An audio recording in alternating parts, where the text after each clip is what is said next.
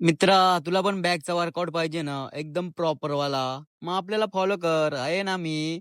पहिला सेट घ्यायचा Smith machine bend over. याच्यात सेट करायचे तर आपल्याला 3 रेपिटेशन असतील 8 ते 10. पुढचा सेट घ्यायचा लॅग पुल डाऊन. इथं रॉडचं काही टेन्शन घ्यायचं ना. इथं रॉड कुठला पण यूज करू शकतोस.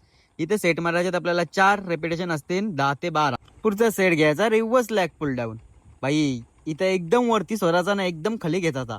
एकदम प्रॉपर सेट बसला पाहिजे. इथे सेट करायचे आपल्याला 3 रेपिटेशन असतील 8 ते 10.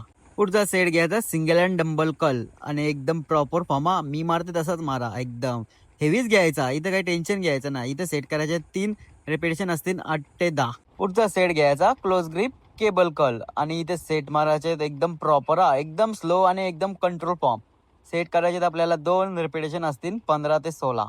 लगेच यायचा सीटेड केबल कल.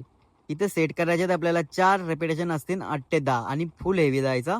पुढचा सेट घ्यायचा स्ट्रेट आर्म पुल डाऊन. इथे सेट करायचे असतील आपल्याला 4 रेपिटेशन असतील 8 ते 10 आणि फुल हेवी. बॅक साठी लास्ट सेट करायचा बॅक एक्सटेन्शन.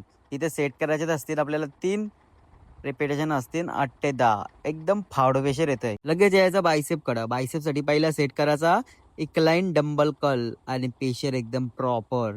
जातीन तर रेपिटेशन करायच्या कारण की पेशर एकदम फाडू येतंय. पुढचा सेट करायचा प्रिचल कर मशीन आणि पेशर एकदम प्रॉपर. आणि आता बायसेपचा पंप बघा आणि एकदम कंट्रोल पंप मारायचा. इथे सेट करायचे आपल्याला 2 रेपिटेशन असतील 10 ते 12. लास्ट सेट करायचा परत सिंगल हँड केबल कॉल. इथे सेट करायचे आपल्याला 2 रेपिटेशन असतील 12 ते 15.